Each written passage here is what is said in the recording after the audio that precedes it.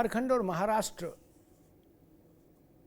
इन दो के प्रचार अभियान से अलग होकर अब उत्तर प्रदेश के नेता उत्तर प्रदेश में आ गए। योगी आदित्यनाथ और दूसरी ओर अखिलेश यादव। उपचुनाव में दोनों ने अपनी संपूर्ण शक्ति और सामर्थ्य झोंक दी। आज 2 स्थानों पर सभाएं की अखिलेश यादव ने और 2 स्थानों पर सभाएं की योगी आदित्यनाथ ने। दोनों हमलावर, दोनों के तेवर तीखे, दोनों के बीच में सीधा मुकाबला। ये बिल्कुल स्पष्ट हो गई तस्वीर के मायावती और उनकी पार्टी के बड़े नेता जितने भी हैं, वो कोई इस बाई इलेक्शन में उम्मीदवार भले खड़े किए, लेकिन बाई इलेक्शन में उनको कोई गंभीरता नहीं दिखा रहे, ना वो प्रचार के लिए उतर रहे। मायावती जी कहीं नहीं निकली, आनंद कहीं नहीं निकले, सतीश मिश्रा कहीं नहीं निकले। तो कुल मिला के तस्वीर बड़ी धुंधली है बसपा की। वो भी नहीं हुआ जिसकी चर्चा थी, अटकलें थी कि राहुल गांधी और प्रियंका गांधी और अखिलेश यादव तीनों एक साथ 2 सभाएं करेंगे उत्तर प्रदेश में। अब कल परसों में कर लें तो नहीं कह सकता, क्योंकि 18 को प्रचार बंद है और 20 को वोट है। तो ये अंतिम अध्याय चल रहा है, पंचम अध्याय। इसके बाद तो फिर आरती, और आरती के बाद प्रसाद बटेगा 23 तारीख को। अब इसी उपचुनाव के राजनीतिक तापक्रम को और ज्यादा बढ़त मिल गई और ज़्यादा ये उफान पर आ गया जब प्रयागराज में आज से 4 दिन पहले हजारों छात्रों ने धरना शुरू कर दिया उत्तर प्रदेश राज्य लोक सेवा आयोग के खिलाफ, उसके 2 इम्तहानों को लेकर उसके फैसले के खिलाफ। वो धरना आज सुबह 5वें दिन तक जारी रहा। वो पीसीएस की परीक्षा की व्यवस्था एक दिन एक शिफ्ट में कैसे हो वो, और आरओ और एआरओ के परीक्षा। मैं परीक्षा पर आज नहीं जाऊंगा, मैं सिर्फ उसमें से इतना सा सूत्र ले रहा हूं कि उत्तर प्रदेश के विधानसभा के इन 9 उपचुनावों में इस प्रयागराज के धरने की कितनी भूमिका रहेगी, उसका कितना असर रहेगा, कि उसकी तासीर बदलेगी कि नहीं बदलेगी चुनाव की, ये विषय जरूर है। कल अखिलेश यादव ने गुणा भाग करके समझाने की कोशिश की थी भारतीय जनता पार्टी को कि कितनी वो आप हर विधानसभा क्षेत्र में 25,000 वोट आपके कम होंगे प्रदेश भर में। और कल जब सरकार ने पीसीएस को मामले में फैसला अपना बदला तो अखिलेश यादव ने कहा कि चुनाव के हार का डर है। और दूसरी ओर योगी जी हैं, वो कह रहे कि जाके प्रिय नराम वैदेही तजिए ताहि कोटि बैरी सम यद्यपि परम सनेही। वो कह रहे जो राम का नहीं वो काम का नहीं। योगी जी की अपनी धार है, अपना तेवर है। तो अब ना कांग्रेस मैदान में है, उसके बड़े नेता, ना बीएसपी के बड़े नेता मैदान में है। मैदान में सिर्फ 2 योद्धा हैं, इस हाथ पर योगी आदित्यनाथ, उस हाथ पर अखिलेश यादव। इन्हीं के बीच में मोर्चाबंदी है, इन्हीं के बीच में संघर्ष है, लड़ाई कांटे की है। सीटें 9 है लेकिन संदेश बड़ा है।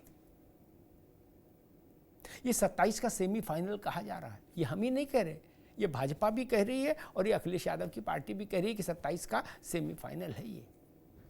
तो आप सोचिए, देश के सबसे बड़े राज्य के विधानसभा चुनाव का सेमीफाइनल 27 की फिल्म का ट्रेलर है ये, ऐसा समझ लीजिए।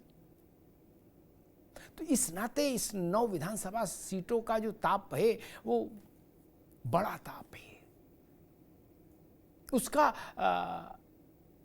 अच्छा, एक और भी मजे की बात देखिए, 9 सीटों पर उपचुनाव हो रहा है, यानी मैच टाई नहीं हो सकता। 4.5 सीट तो ऐसा हो नहीं सकता। 10 सीटों में ये संभावना रहती कि 5 एक जीत ले, 5 दूसरा जीत ले।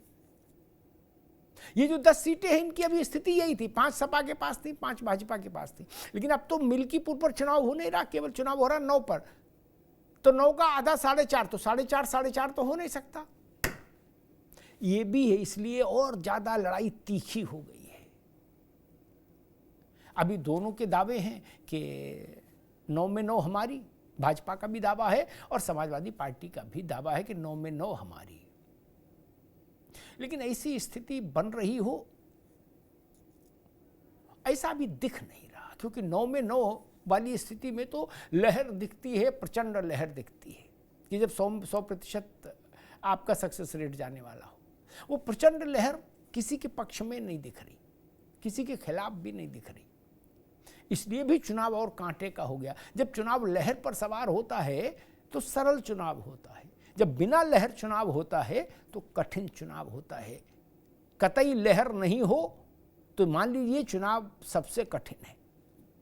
लहर का चुनाव तो आसानी से जीत लिया जाता है, बिना लहर के जीतने में पसीना आ जाता है। हमारे साथियों ने एक रिपोर्ट तैयार की है इस बाई इलेक्शन के पूरे राजनीतिक परिदृश्य पर। पहले वो रिपोर्ट देखिए, फिर मेहमानों से परिचय कराते और फिर ये समझने की कोशिश करेंगे कि आखिर अभी तक जो राजनीति का कारवां उत्तर प्रदेश में आगे बढ़ा है बाई इलेक्शंस के संदर्भ में, उसमें 20 कौन पड़ता दिख रहा है और 19 कौन। लेकिन पहली रिपोर्ट देख लीजिए।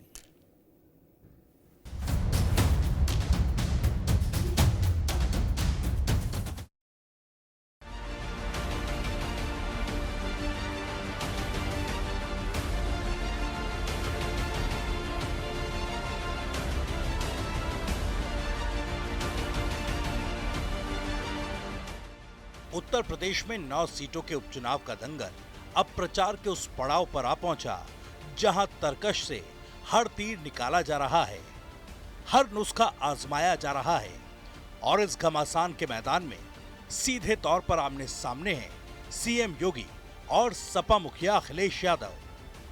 दोनों की धुआंधार जनसभाएं हो रही हैं, जहां से साधा जा रहा है जमकर निशाना।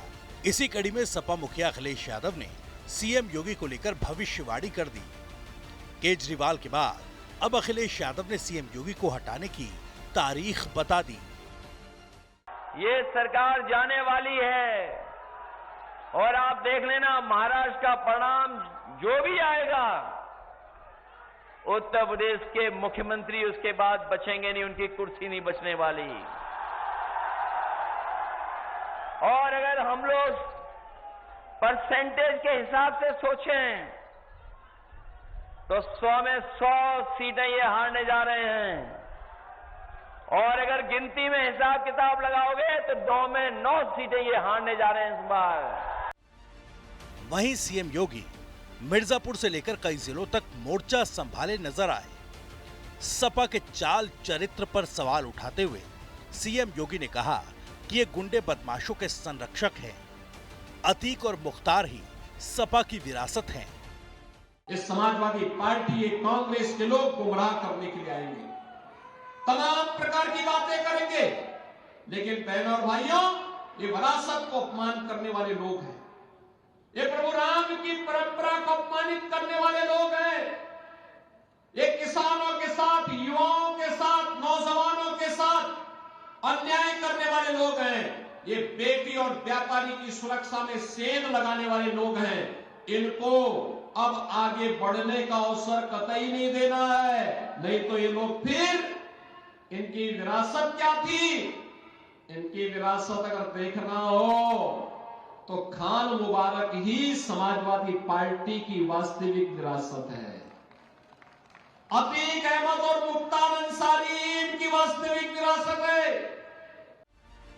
मैनपुरी के अलावा खैर में जनसभा करने पहुंचे अखिलेश यादव भी आक्रामक अंदाज में दिखाई दिए। बुलडोजर से लेकर कानून व्यवस्था तक, खाद, बिजली और महंगाई से लेकर छात्रों पर लाठीचार्ज तक का मुद्दा उठाते हुए पीडीए बनाम एनडीए की परिभाषा में कहा कि उनके एन का मतलब नेगेटिव है, हमारे पी का मतलब पॉजिटिव। और तो और बात एक बार फिर विचार, वस्त्र और योगी के रूप तक आ गई। सवाल यह है कि दूसरे का काम अपना काम बताते हैं, इससे बड़ा धोखा और कौन दे सकता है। इसीलिए वस्त्र पहनने से कोई योगी नहीं बन सकता है, विचार से योगी होता है। अब अखिलेश ने सनातन, योगी और वस्त्र पर वार किया तो सीएम योगी भी सपा को सनातन और राम पर घेरते नजर आए और कह दिया कि जो राम का नहीं वो हमारे काम का नहीं। बहनों और भाइयों, हमारा तो एक ही कहना है आपसे, जो राम का नहीं वो हमारे किसी काम का नहीं। हमारी प्रेरणा तो एक ही बात को लेकर के है कि जाके प्रिय राम वे देही तजिए ताई कोटि बैरी सम यद्यपि परम स्नेही।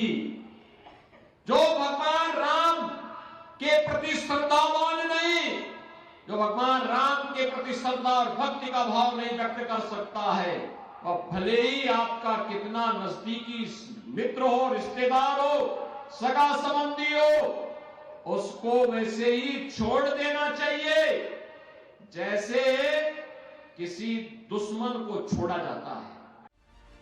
बहरहाल उपचुनाव की इन जनसभाओं में जज्बातों से जोश जगाया जा रहा है, तो वहीं मुद्दों पर भी जाति मजहब का रंग लगाया जा रहा है। कुल मिलाकर आमने सामने हैं सीएम योगी और अखिलेश यादव। ऐसे में सवाल यह है कि रैलियां धुआंधार, किसका दांव दिख रहा दमदार? किसका दांव दमदार, यही लाख टके का सवाल है।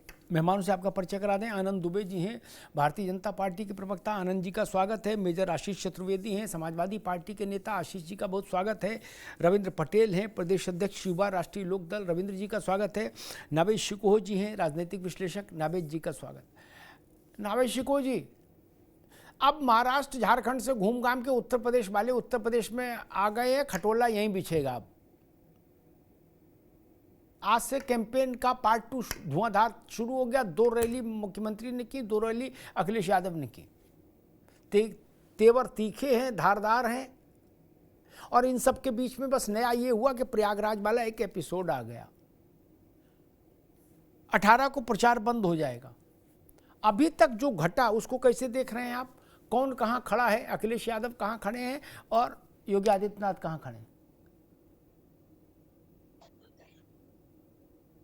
जी बिल्कुल, जैसा कि आपने अपने प्रारंभिक उद्बोधन में कहा कि ये चुनाव 2 चेहरों का चुनाव है और दोनों चेहरे बहुत बड़े हैं।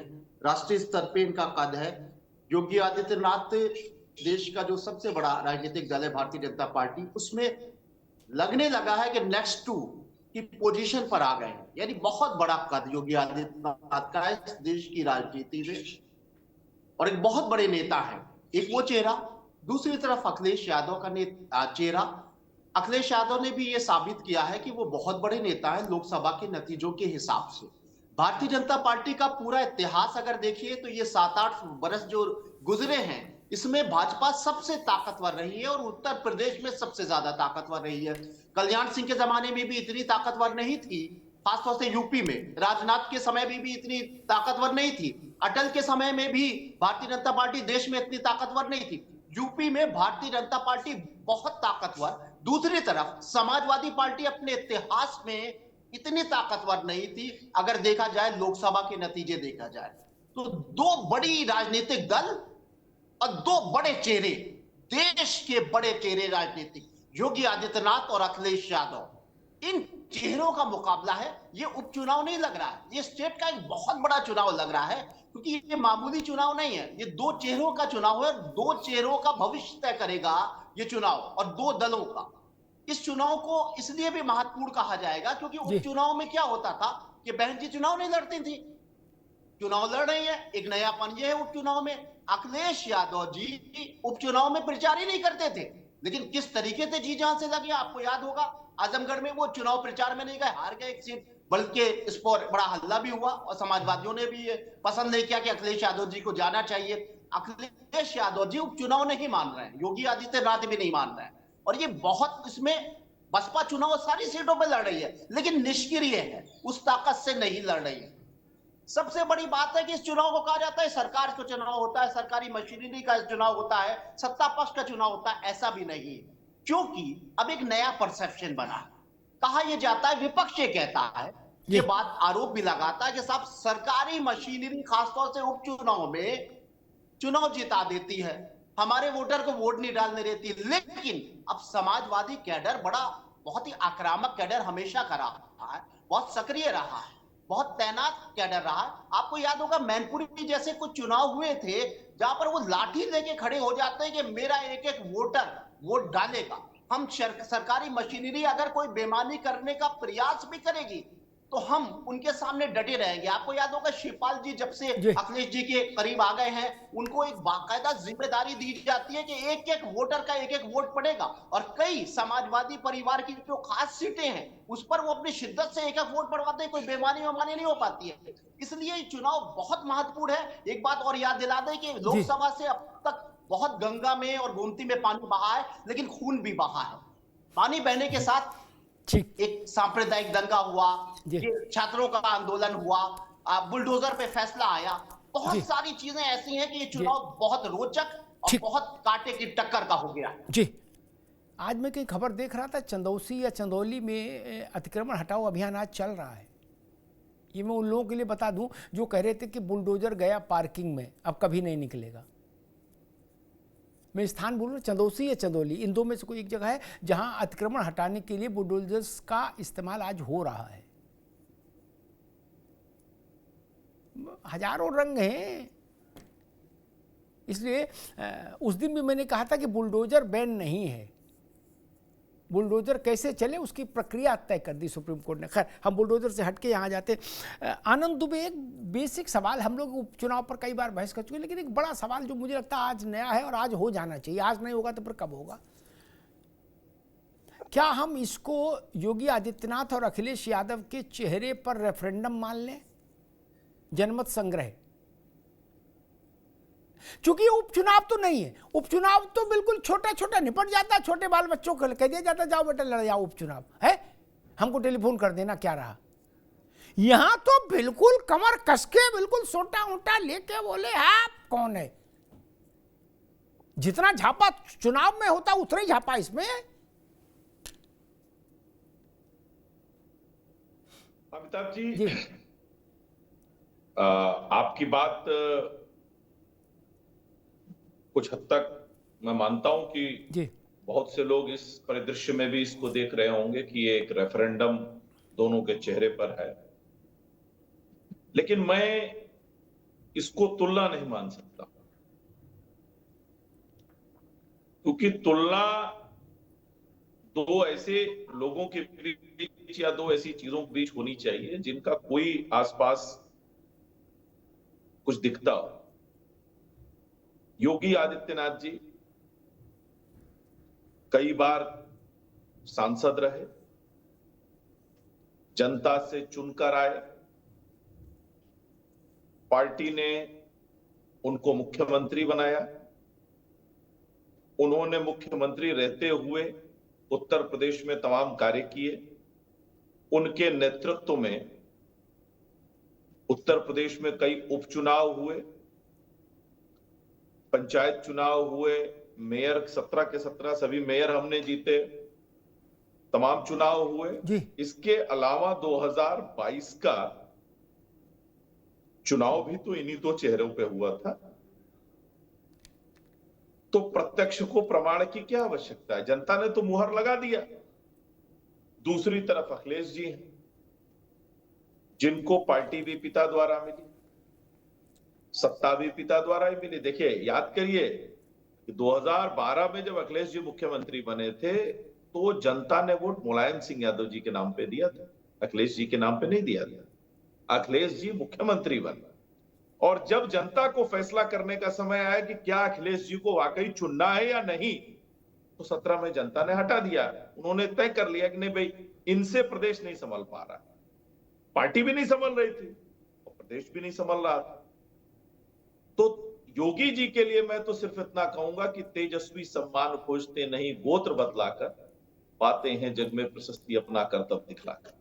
तो योगी जी ने अपने कार्यों से, ठीक है आनंद, अब मैं दोबारा में आता हूं, दोबारा एक बार सबको ले लूं बहस में, फिर आता हूं आपके पास। आशीष चतुर्वेदी, यही प्रश्न आपसे, क्या ये बाय इलेक्शन रेफरेंडम है उत्तर प्रदेश की राजनीति के दो बड़े चेहरों पर, योगी जी और अखिलेश जी पर? क्योंकि देखिए, आप अभी मानो नहीं मानो, जैसे आनंद जी ने कहा नहीं हम इसको पूर्ण रेफरेंडम नहीं मानते, ठीक बात, आप भी कुछ कह सकते हैं, लेकिन 23 तारीख को समीक्षा इसी आधार पर होगी, जान लेना। क्या 4.5 तो जीत नहीं सकता कोई 9 में?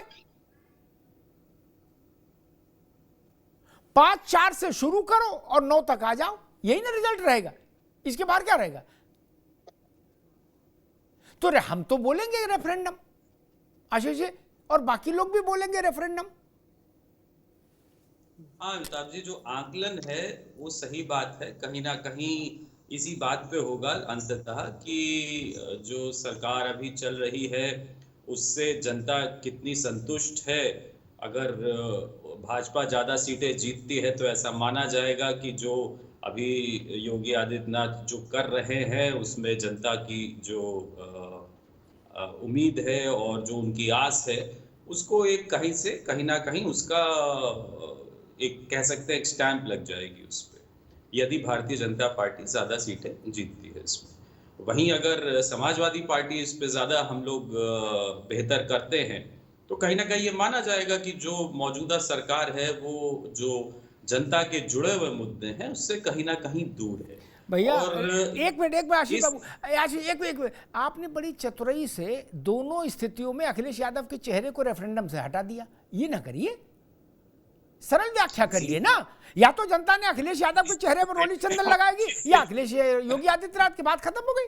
नहीं बोले अगर ये जीत गए तो मान लेंगे जनता ने इनकी काम ठीक माने, और हार गए तो मान लेंगे जनता ने इनको रिजेक्ट कर दिया। अखिलेश जी फिर पर क्या फैसला होगा भैया? देखिए वो चुनाव नहीं लड़ रहे। अरे जीतेंगे तो हम ही, गजब करते हो यार।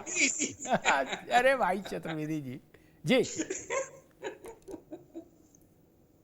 बिल्कुल आप देखिए, हिम्मत से लड़िए, हिम्मत से लड़िए कि हाँ हमारा नेता है रेफरेंडम में। जीतेंगे तो हम ही, आप देखें। अच्छा एक और एक पहलू है कि इस बार मोदी जी जो है वो बहुत किनारे हैं।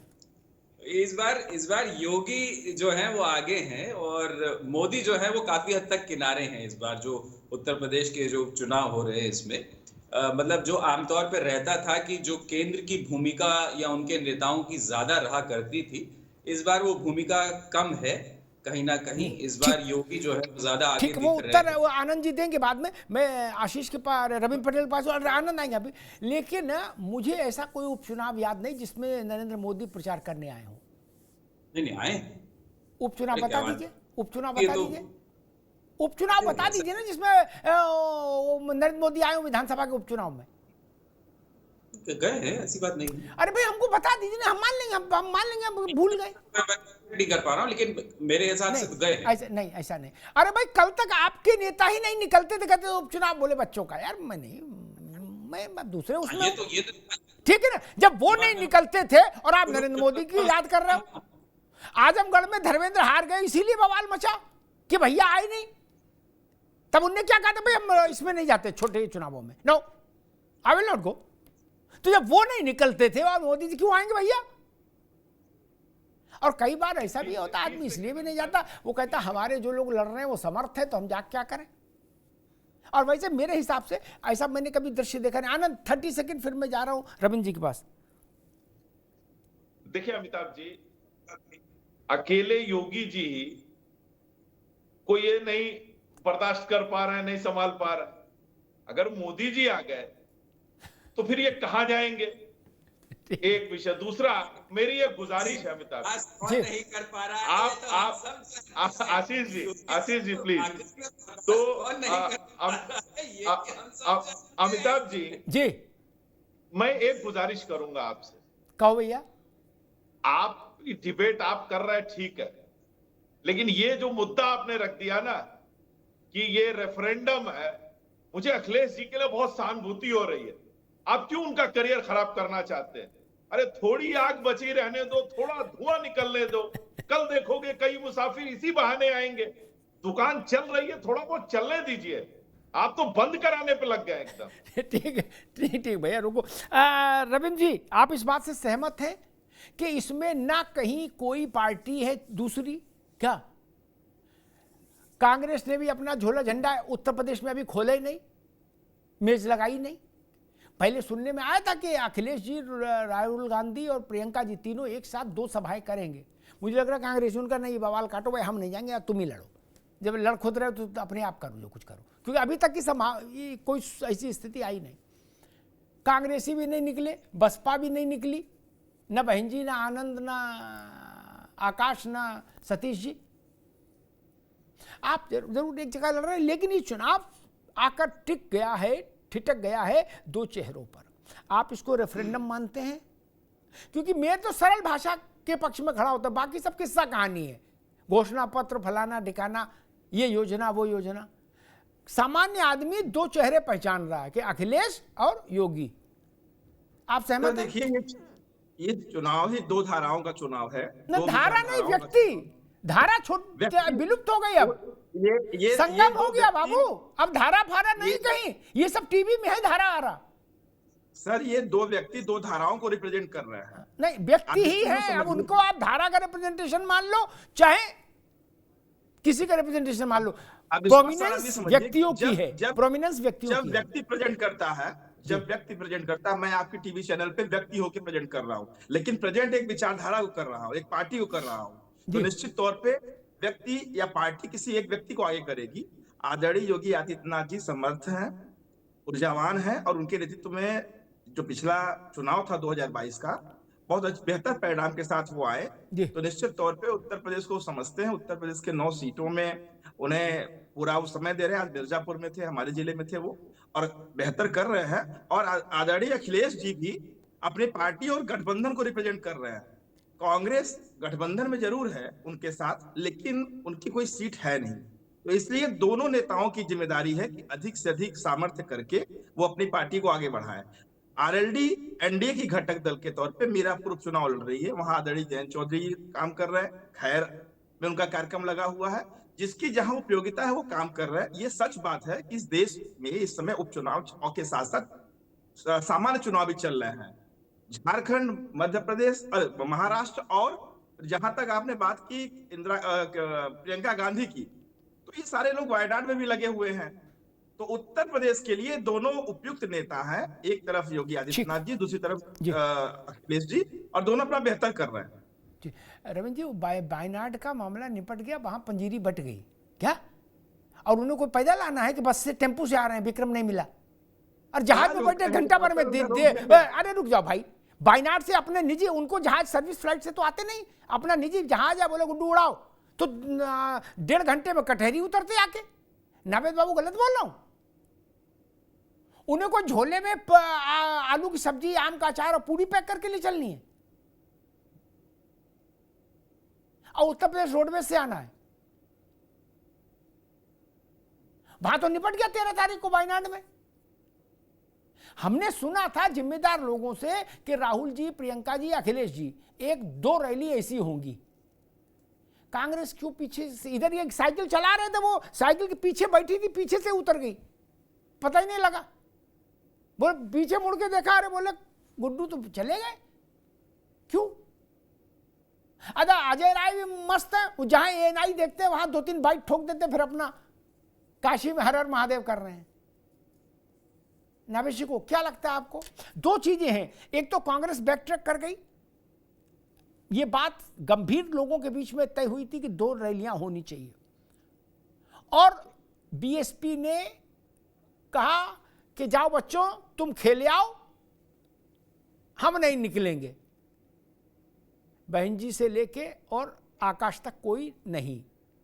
दोनों के कारण क्या है आपके हिसाब से?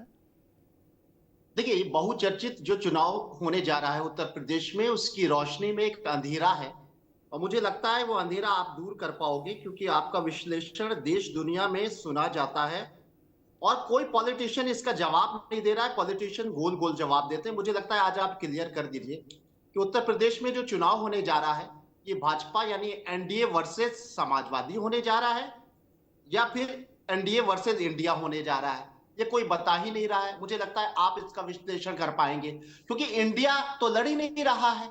अगर इंडिया लड़ रहा होता तो कम से कम समाजवादी पार्टी के साथ किसी को 1 सीट तो दी जाती, किसी को तो दी जाती। इंडिया तो एक गुलदस्ता बताया जा रहा है ना, बहुत सारे दल हैं। आपने कांग्रेस को किसी लायक नहीं समझा, कांग्रेस को 1 सीट भी नहीं दी। तो कोई भी गठबंधन दुनिया में ऐसा हुआ है जिसमें सिंगल पार्टी लड़ रही हो? किसी को तो शेयर देना चाहिए था।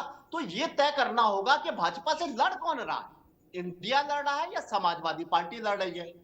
अगर समाजवादी पार्टी ही लड़ रही है, इंडिया नहीं लड़ रहा है, तो साफ तौर से कह दो कि हम समाजवादी पार्टी का मुकाबला इस उपचुनाव में है, और अगर इंडिया लड़ रहा है तो चलिए ठीक है, कांग्रेस ने सारा मैदान आपके लिए छोड़ दिया है, जो आप कह चुके हो। और मैंने आपकी डिबेट में 3-4 बार समाजवादी हमारे मित्रों ने ये बात कही थी कि हम लोग उत्तर प्रदेश के नेताओं को कोई बहुत कुछ नहीं समझते हैं, हमारी बात राहुल गांधी जी से होती है, प्रियंका जी से होती है, खड़गे जी से होती है। यानी इस चुनाव में अगर मैदान छोड़ दिया, कोई उनकी पॉलिसी थी कि भाई ठीक है हम समाजवादी पार्टी के साथ कुछ जिताने के लिए सारी चीजें छोड़ दी हैं, तो कोई नेता तो कम से कम यहां पर आता, कोई तो भागीदारी इंडिया गठबंधन की होती। तो ये बात अंधेरे में इस चुनाव की बहुत चर्चाएं हो रही हैं, लेकिन एक बात क्लियर नहीं हो पा रही है कि आखिर भाजपा से लड़ कौन रहा। हमें तो लग रहा है, दुनिया को लग रहा है समाजवादी पार्टी लड़ रही है। आप कह दो कि समाजवादी पार्टी भाजपा से लड़ रही है, मुकाबला कर रही है, मजबूती से लड़ रही है। इंडिया गठबंधन कहीं कोने में रख दिया गया है। कौन इंडिया गठबंधन?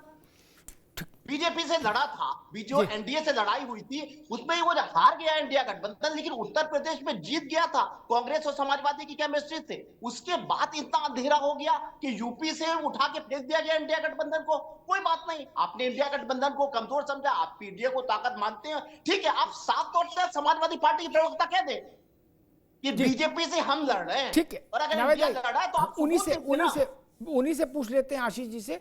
लेकिन मैं अपनी समझ से एक टिप्पणी जरूर करूंगा कि मेरी समझ ये कहती है कि लड़ाई उधर भी एक सीट है जयंत चौधरी के पास, लेकिन मैं मानता हूं व्यवहारिक सच ये है कि भाजपा वर्सेज सपा है ना, एनडीए का कोई बहुत लोड है और ना बहुत लोड इधर, तो कतई नहीं, इधर तो बिल्कुल ही खाली है। वहां तो चलो तब भी बराए नाम कुछ है, एक सीट का मसला, यहां तो बिल्कुल ही है।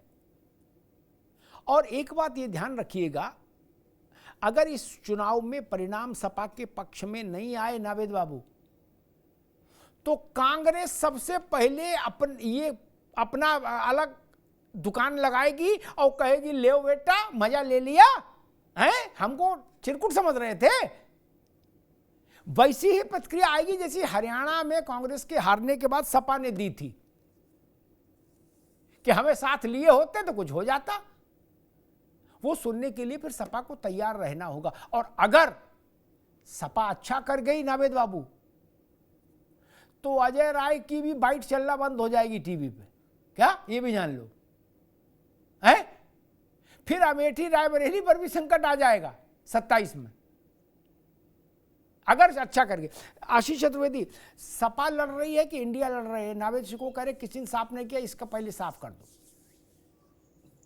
देखिए, लड़ तो जमीन पे एक राजनीतिक दल ही रहा, ये सच्चाई है, लेकिन क्योंकि हम गठबंधन में हैं और ये आपसी समझौते में ये तय हुआ था कि इन जो 9 सीटें हैं उनमें जो है वो समाजवादी पार्टी बेहतर स्थिति में है भाजपा से लड़ने और जीतने के लिए, इसलिए कहीं ना कहीं कांग्रेस ने जो है वो वॉक ओवर दिया कि भाई हम पहले, उनका जो प्रादेशिक नेतृत्व है वो अपनी महत्वाकांक्षा जरूर रखता था कि वो अपनी पार्टी को और आगे बढ़ाए, तो वो ज्यादा सीटें मांग रहे थे, लेकिन कहीं ना कहीं गठबंधन में ये भी देखना पड़ता है। लेकिन आशीष भाई, एक एक बात कि अगर आप अच्छा नहीं कर पाए तो वो चिकाएंगे फिर आपको, ये तो आप जान ही रहे हो, मौज लेंगे कांग्रेसी।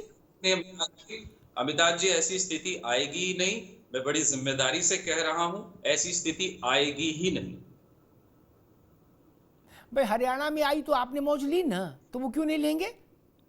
तो भाई हमने तो उनसे बताया था कि आपको अगर चुनाव जीतना, केवल हमारे साथ नहीं, उनको आम आदमी पार्टी को भी साथ लेना चाहिए था, वहां पे मध्य प्रदेश में भी लेना चाहिए। अरे एक चीज नहीं समझ में आई आशीष जी, आज मैं सुन रहा था अखिलेश जी को, उन्होंने कहा कि मेरे दिमाग में तब से उथल पुथल चल रही कि भाजपा ने सोना भी महंगा कर दिया, गरीब आदमी बेटी को सोना भी नहीं चढ़ा सकता, मंगलसूत्र भी, इस टाइप कुछ कह रहे थे। लेकिन मेरी समझ ये कहती, सोना तो कोई सरकार महंगा सस्ता करती नहीं, वो तो इंटरनेशनल दाम उसके तय होते हैं। नहीं, मुझे याद नहीं, एक सेकंड रुक जाओ भैया, मुझे याद नहीं जवाहरलाल जी के समय में सोना महंगा रहा हो और इंदिरा गांधी के समय में सस्ता हो गया हो, ऐसा तो कभी हुआ नहीं। सोना तो जितना चढ़ जाता उतना चढ़ते ही रहता है। हमने तो आज तक यही देखा, 570 रुपया तोला, मुझे याद है कितना, 570 रुपया। आज अखिलेश जी कह रहे थे 1 लाख को छू रहा सोना, ये भाजपा की नीतियों का परिणाम है। मैं समझा नहीं, देखिए उन्होंने एक सांकेतिक उदाहरण दिया। अच्छा। केवल उसको लिटरली लेना सही नहीं। तो ये उदाहरण तो बाकी ये उदाहरण घी तेल नून लकड़ी से देते ज्यादा बेहतर होता नहीं? नहीं, वो भी है। देखिए रोजाना की जो चीजें हैं, आज सब्जियां देखिए कहां से कहां पहुंच गई, किसी को बताने की जरूरत नहीं है। सब्जियां कहां से कहां पहुंच गई, कहां बाकी चीजें हैं, बहुत सी महंगाई है। आपने टैक्सेशन जो 2014 में 14% सबसे ज्यादा था, आपने आज 28% कर दिया। तो ये इस तरीके की चीजें हैं जिसका दबाव तो एक आम आदमी को, चाहे वो किसी भी राजनीतिक दल से आता हो, महसूस कर ही रहा है। अच्छा, एक ऐसी सवाल बात और पूछ लूं, फिर मैं आनंद जी के पास जाऊं कि अखिलेश जी ने पहले एक डेट दी थी कि लोकसभा का चुनाव हो जाए, 2 महीने के भीतर योगी आदित्यनाथ हटा दिए जाएंगे। क्या वो खैर 6 महीने 7 महीने हो गए, वो बात आई गई होगी, खत्म हो गई।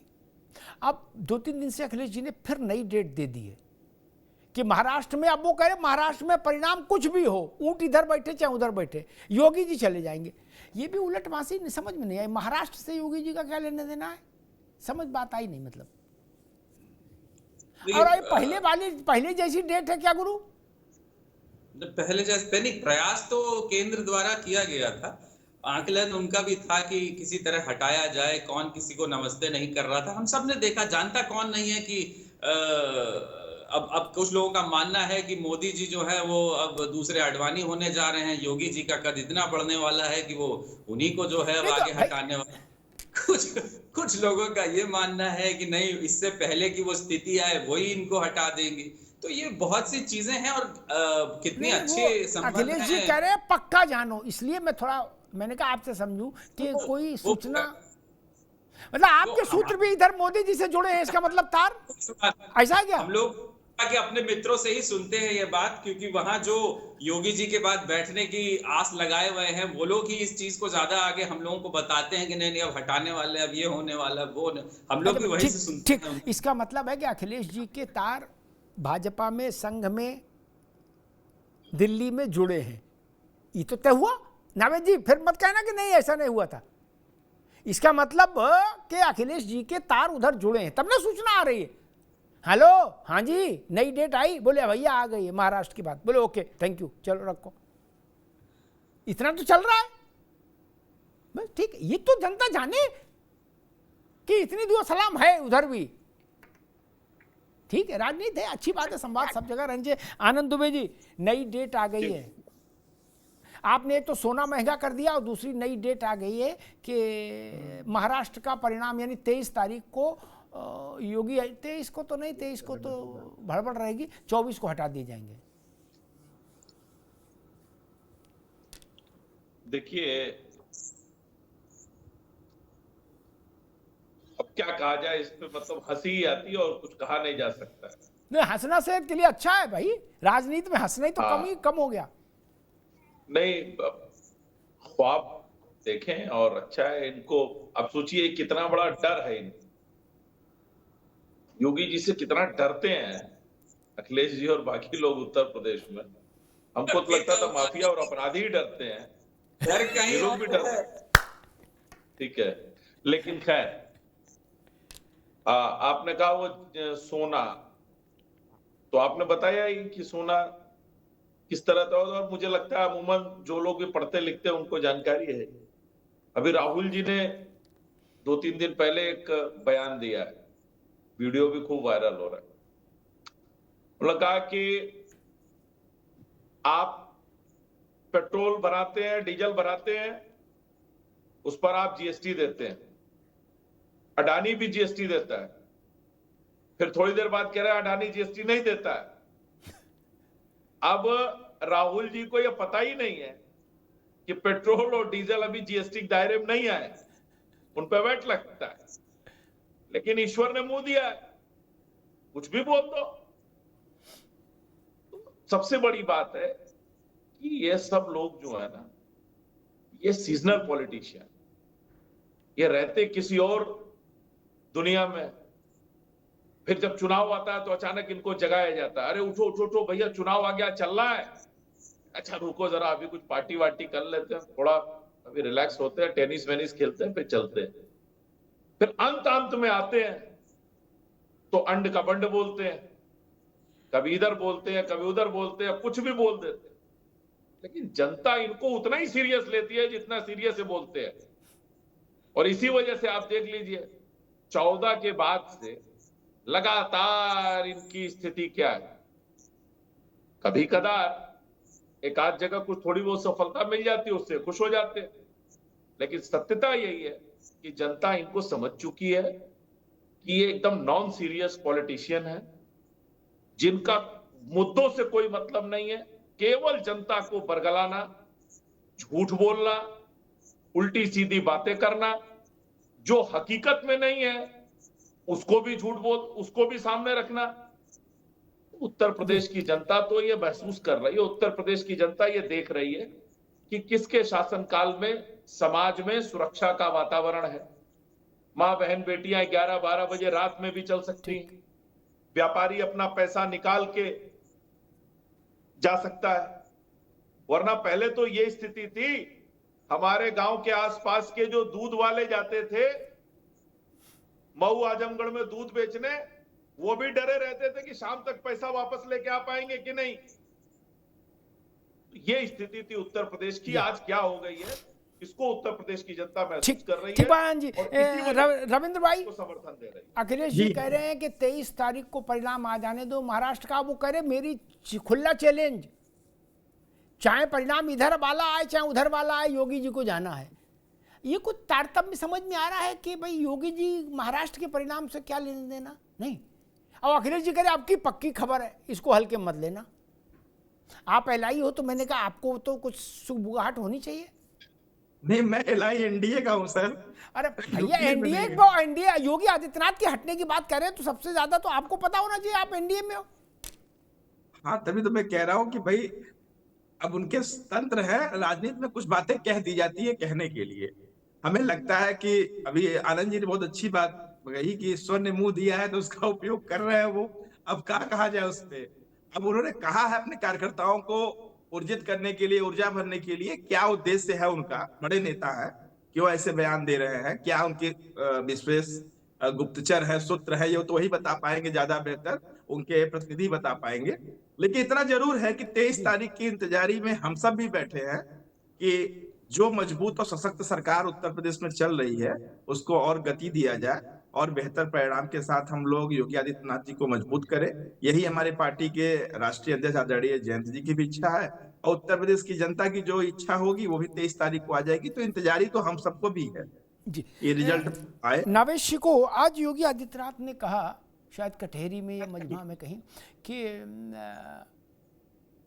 कांग्रेस समाजवादी पार्टी की विरासत जो है वो खान मुबारक है।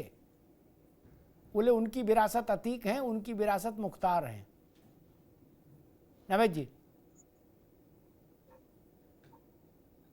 जाहिर सी बात है कि एक इस परसेप्शन जो बना है इस वक्त। जी आवाज आ रही है? जी आ रही भैया, आ रही जी। असल में जी बिल्कुल, देखिए ये बात बिल्कुल सही है कि बटोगे तो कटोगे वाला जो एक पंच लाइन है भारतीय जनता पार्टी की, ये उस लाइन को मैच करता हुआ वक्तव्य है जहां पर ये बात की जाती है भारतीय जनता पार्टी की तरफ से कि अपोजिशन ने हमेशा गुंडों को आगे बढ़ाया है, माफियाओं को आगे बढ़ाया है, एक धर्म विशेष के लोगों का तुष्टीकरण किया है, हिंदुत्व को अनदेखा किया है, राम को अपनाया नहीं है, राम के प्रति आस्था नहीं है, मंदिर वो जाते नहीं है, गुंडों को बढ़ावा देते हैं, मुख्तार और अतीक के मर जाने पे रोते हैं, और राम मंदिर का शिलान्यास होता है या प्राण प्रतिष्ठा होती है तो कोई सपा या कांग्रेस का बड़ा नेता वहां दर्शन के लिए भी नहीं आता है। ये उस परसेप्शन का एक हिस्सा है जिस दिशा में भारतीय जनता पार्टी चुनाव ले जाना चाहती है, और उसके लिए ये मुफीद भी होता है क्योंकि 80 और 20 की लड़ाई में जाहिर सी बात है कि जीत जो है वो भारतीय जनता पार्टी की होती है। इसलिए उस दिशा में उस चुनावी माहौल पैदा करने का एक बड़ा परिपक्व वक्तव्य है जो अक्सर योगी आदित्यनाथ जी जैसे मुखर नेता इस तरह का एक वक्तव्य देते रहते हैं। देखिए मेन बात जो भी आप बात कर रहे थे, चर्चा कर रहे थे, जो अखिलेश यादव जी के एक वक्तव्य के ऊपर है, इस बात में कोई शक नहीं है कि ये दो चेहरों का चुनाव है, लेकिन महत्वपूर्ण ज्यादा योगी जी के लिए। अगर मान लीजिए कि समाजवादी पार्टी हार जाती है तो समाजवादी पार्टी को अखिलेश यादव जी ही अनंत काल तक ढोएंगे, ये बात तय है। क्योंकि वहां पर कोई 19 का मतलब अगर 20 है अखिलेश यादव, तो समाजवादी पार्टी में कोई 19 नहीं है, 18 नहीं है, 17 भी नहीं है। हारे या जीते अखिलेश यादव ही इसको हीरो है। समाजवादी पार्टी की यह स्थिति है।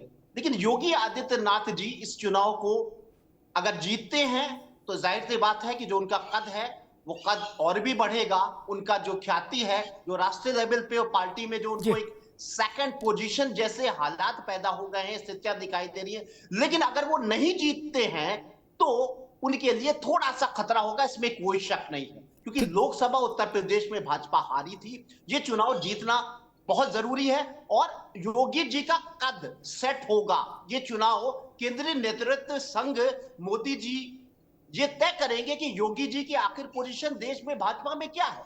या वो प्रधानमंत्री लायक हैं, या वो अगली बार भी मुख्यमंत्री के तौर पे प्रोजेक्ट किए जाएंगे, या उनको गृह मंत्री बनाया जाएगा या अध्यक्ष बनाया जाएगा। कुछ ना कुछ तो होगा और ये एक मीटर है ये चुनाव और इसका नतीजा। इसलिए योगी आदित्यनाथ ठीक बात नावे जी, आपने बिल्कुल ठीक बात कही, बड़ी बात कही। मैं उस पर आनंद जी से उत्तर लूंगा, उस पर उत्तर लूंगा कि क्या ये चुनाव योगी आदित्यनाथ के लिए मीटर है, थर्मामीटर है। लेकिन उससे पहले आशीष जी, योगी जी कह रहे हैं कि सपा की विरासत खान मुबारक, बोले अतीक इनकी विरासत है, मुख्तार इनकी विरासत है। बाकी उन्होंने आज इसीलिए कहा कि जाके प्रिय नराम वैदेही तजिए ताहि कोटि वैरी सम यद्यपि परम स्नेही। उन्होंने कहा जो राम का नहीं वो काम का नहीं। आशीष जी, दो बातें जी।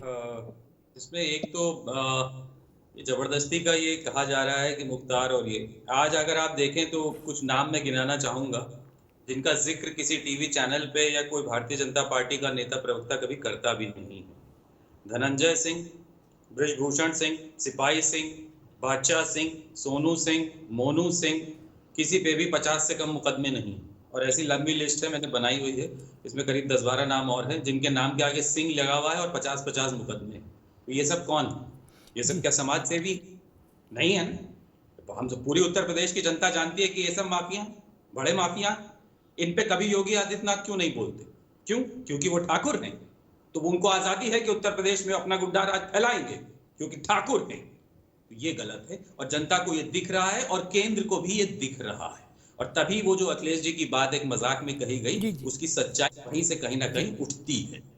दूसरी बात, विरासत क्या है? हमारी विरासत है वो कार्यालय जिसमें योगी जी बैठते हैं। हमारी विरासत है वो स्टेडियम जिसमें उन्होंने शपथ ली है। हमारी विरासत वो है 1090 हेल्पलाइन जो हमने बना करके खड़ी की है। हमारी विरासत वो अस्पताल है जो हमने बना के खड़े किए जिसमें भाजपा के नेता जाके अपना इलाज कराते हैं। हमारी विरासत है वो इनका जो हमारा जो एक्सप्रेस वे है जिसमें आप यहां से दिल्ली जाते हैं। हमारी विरासत वो मेट्रो है। ऐसी अनगिनत चीजें हैं जिसको हम अपनी विरासत मानते हैं। हमारे लिए ये है विरासत। ठीक है, लेकिन अतीक मुख्तार भी तो है, मतलब उनको भी बिल्कुल तो नहीं हटा सकते आप फ्रेम से।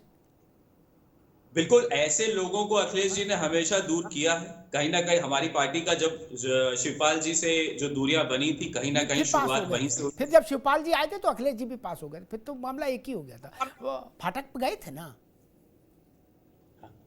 फिर तो एक ही हो गया मामला, दरवाजा खुल ही गया है, उसमें क्या, अब तो कोई बात नहीं। खैर आनंद दुबे जी, जो बात नावेश शिकोर ने कही वो बड़ी महत्वपूर्ण है। दोनों के लिए रेफरेंडम हो सकता है, लेकिन अखिलेश यादव के पास खोने को कुछ नहीं है। ठीक कह रहे, मान लीजिए वो नहीं भी जीते तो दुर्गा यादव हटा देंगे क्या उनको? नहीं ना। ये शाहिद मंजूर हटा देंगे? नहीं ना, वो तब भी सुप्रीमो रहेंगे। भाई मायावती जी, राहुल गांधी, अखिलेश यादव, ये तीनों कम से कम अपनी पार्टी में अपनी पोजीशन के लिए तो सिक्योर है। आसमान फट जाए ससुर, इनकी सेहत पर तो फर्क नहीं क्या? पार्टी यूं जाए और चाहे यूं जाए, रहेंगे यही। राहुल जी का गुलाम नबी आजाद बताते हैं कि 49 चुनाव हारे इनके नेतृत्व में पार्टी ने, फिर भी राहुल जी हैं। खड़गे जी को कहने पड़ेगा आदरणीय राहुल जी, मायावती जी, अखिलेश जी। लेकिन ये चुनाव अगर योगी जी के संदर्भ में देखेंगे तो ज्यादा महत्वपूर्ण हो जाता है व्यक्तिगत तौर पर उनके लिए। आनंद दुबे जी। अमिताभ जी, भारतीय जनता पार्टी हर एक चुनाव को महत्वपूर्ण मानती। कोई चुनाव हमारे लिए छोटा या बड़ा नहीं हो। अगर हैदराबाद में नगर निगम के चुनाव होते हैं, वहां भी प्रचार करने के लिए माननीय अमित शाह जी, हमारे माननीय मुख्यमंत्री जी जाते हैं। अन्य राज्यों में छोटे चुनाव हो बड़े चुनाव, Bharatiya Janata party collective effort के साथ चुनाव लड़ती है, चुनाव को जीतती है, और अगर कहीं असफल होती है तो उससे सीखती है। हमारी पूरी पार्टी साथ चलती है। योगी आदित्यनाथ जी हमारी पार्टी के बहुत बड़े चेहरा हैं। उनको सिर्फ उत्तर प्रदेश तक देखना ये बहुत संकुचित दायरा हो। आज पूरे देश में, देश के बाहर, पूरी दुनिया में आप कहीं चले जाइए, योगी आदित्यनाथ जी की चर्चा होती है, उनके सुशासन मॉडल की चर्चा होती है। किस तरह से उत्तर प्रदेश जो अपराधियों के चंगुल में, दंगाइयों के चंगुल में फंसा हुआ था, उसको बाहर निकाल के विकास के रास्ते पर ले गए हैं। इस बात की चर्चा होती है। और हम किस बात की चर्चा कर रहे हैं? ये बहुत छोटी चर्चा है। मेरा मानना है उत्तर प्रदेश की जो उपचुनाव हो रहे हैं, इनमें सभी सीटों पर एनडीए के सहयोगी दलों के साथ मिलकर हम सारी सीटों पर चुनाव जीतेंगे और समाजवादी पार्टी को फिर से 17 की जो चुनाव हारे थे और 22 का जो चुनाव हारे थे, उसी दशा में फिर पहुंचा देंगे, ताकि आगे जो है ये फिर चुनाव लड़ने की हिम्मत न जुटा पाए। ठीक है। और एक चीज और बता, इन्होंने अभी फहरिस्त गिनाई, फलाने ढिकाने। अभी चाचा जी की फोटो धनंजय सिंह के साथ किसकी आई थी एयरपोर्ट पे? ये सोनू सिंह जी हैं। अखिलेश यादव जी गुलदस्ता दे के स्वागत कर रहे हैं। उत्तर प्रदेश का कोई ऐसा माफिया नहीं, ये हम पे कहते हैं तो उनके साथ खड़े हैं क्या?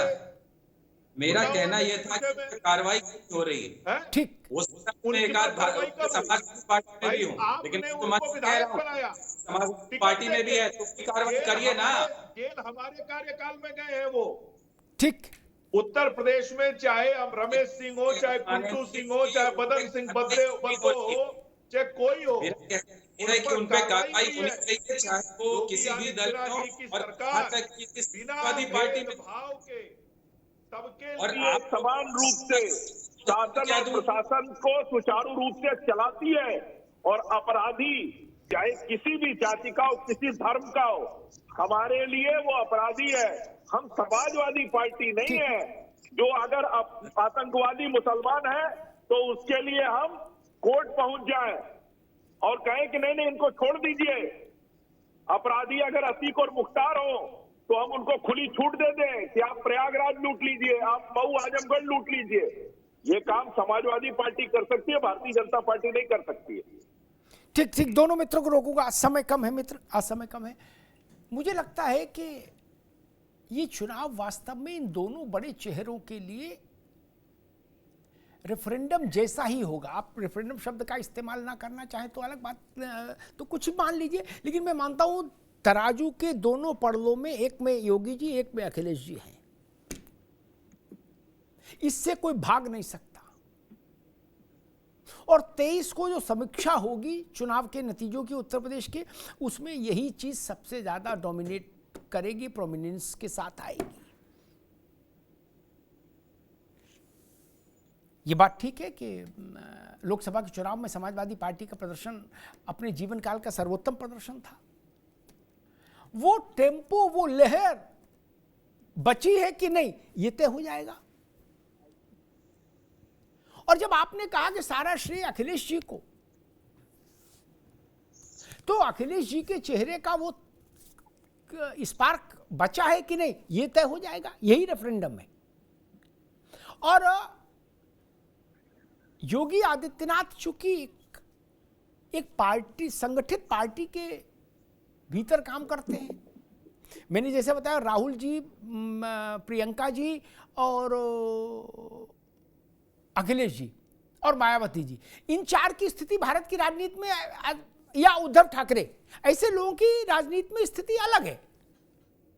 इनकी पार्टी, भाई प्रियंका जी के नेतृत्व में जब उत्तर प्रदेश में 2% वोट बचा भाजपा कांग्रेस के पास, तो उन्होंने लल्लू सिंह का इस्तीफा ले लिया पार्टी ने, और प्रियंका गांधी का तुम्हारे कुछ करने की जरूरत, तुम चाय कॉफी पियो।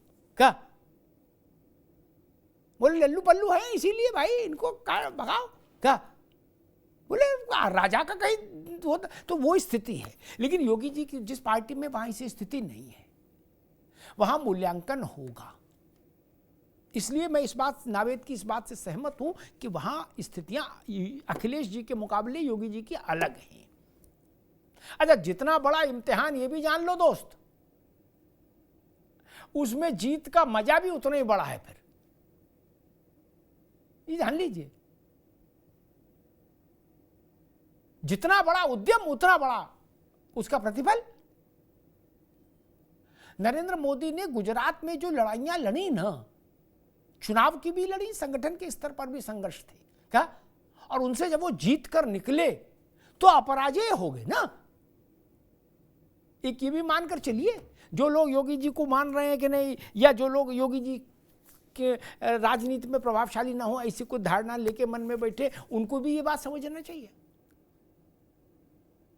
कि अगर इस भाजपा इसमें अच्छा कर गई जैसा दावा कर रही है,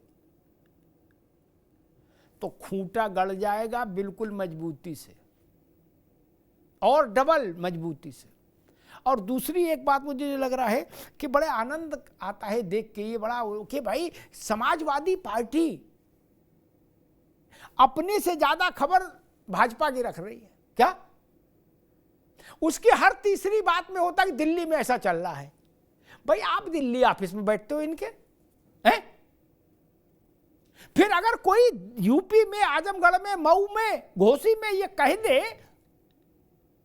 कुछ लोगों का भी मैं वीडियो देख रहा था, तो मुस्लिम समाज के थे, तो उसमें कुछ लोग थे, वो कह रहे थे नावेद जी के नेताजी का भी और अखिलेश जी का भी नाम ले रहे थे, कह रहे थे इनके तो आरएसएस से रिश्ते हैं। क्या लो कर लो। अब ज्यादा, इसीलिए मैं कहता हूं, मित्र के नाते समझाता हूं, लेकिन समझते नहीं सपा वाले। मैं कहता हूं यार आप दिल्ली मत बोला करो ज्यादा। एक बात आती थी कि अंडर कवर एजेंट टाइप की बात आती थी कि नहीं आती थी, नावेद बोलो। कहा जाता था धोती के नीचे नेकर है, कहा जाता था कि नहीं, ये नारा लगता था कि नहीं, आशीष जी को भी याद होगा अगर उस वक्त राजनीति सक्रिय रहे होंगे। और आप लोग हर मंच पर जाते हो तो दिल्ली बात हो गई, दिल्ली से हो गया अपना कांटेक्ट, व्हाट्सएप हेलो हो रहा है। ये जब मऊ में जाती है बात तो बवाल होता है, देवबंद में जाती है तो बवाल होता है, कैराना में जाती है तो बवाल होता है। वो कहते अच्छा गुरु, फिर ठीक ही कह रहे थे रविंद्र पटेल कि इनका उधर रिश्ता है। लो क्या आशीष जी कहां चक्कर में पड़े हो भैया, इनसे बिल्कुल दूर रहोगे तभी राजनीति में मोक्ष मिलेगा। आपका जो फाउंडेशन है, जो वोटर, जिस वोट पर आपकी नींव टिकी है, वो डुअल माइंड हो जाता है। उसको लगता है हाँ भैया कुछ तो, वरना इनको रोज मैसेज क्या है, कहां से आ रहा है टेलीफोन। आप अपनी पार्टी के बारे में जितनी मजबूती से नहीं बोलते, उतना दिल्ली के बारे में बोलते हो कि नहीं अब दिल्ली ऐसा करेगी, तो कुछ सामान्य लोगों को यह भी लग सकता है कि हो सकता है दिल्ली संपर्क में हो क्या। जैसे कल प्रयागराज वाली घटना पर विज्ञप्ति में तो बहुत कम चीजें आई थी, मैंने 2-3 चीजें बताई कि ऐसा ऐसा होगा। मैंने कहा मुझे नहीं पता कि बाबू लोग क्या चिट्ठी में टाइप करेंगे, वो आप जानो, लेकिन जहां से फैसला होता है वहां के आधार पर मैं बता रहा हूं कि ये चीजें मोटे तौर पर तय हो गई, ऐसे होगा। उनमें से बाद में चीजें कल से लेकर आज तक बहुत सारी आउट हो गई। क्या तो आदमी ये जानता है भाई इन्होंने वहां कहीं बात की क्या। वही बात मैं सपा से कह रहा हूं, आप दिल्ली ज्यादा करोगे तो संकट हो जाएगा। और इस चुनाव के बाद एक चीज और भी है, समाजवादी पार्टी और कांग्रेस के उत्तर प्रदेश के रिश्ते फिर से व्याख्यायित होंगे, फिर से निर्धारित होंगे, ये भी जान लीजिए। देश की मैं नहीं जानता, लेकिन यूपी में सपा और कांग्रेस के रिश्ते बाउंड है फिर से व्याख्यायित होने के लिए, चाहे ऊंट इधर गिरे बैठे और चाहे ऊंट इधर बैठे। धन्यवाद।